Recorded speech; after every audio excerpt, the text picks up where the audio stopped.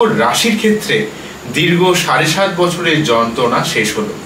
তাই আপনাদের যে মানসিক চাপ, যে মানসিক যন্ত্রণা এই 7.5 বছর থেকে মোটামুটি 8 বছরের মতো যে চলছিল, সেই যন্ত্রণার কিন্তু সার্বিক একটা সমাপ্তি হলো।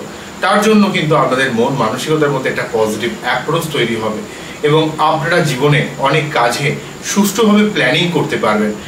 আপনাদের সাথে চলার জন্য যে লেভেলের মানসিক সমস্যা, মানসিক চাপ, সব ব্যাপারের মধ্যে একটা অস্থিরতা ব্যাপার যেটা ফিল হচ্ছিল, সেটা কিন্তু ধীরে ধীরে অনেকটা চলে যাবে।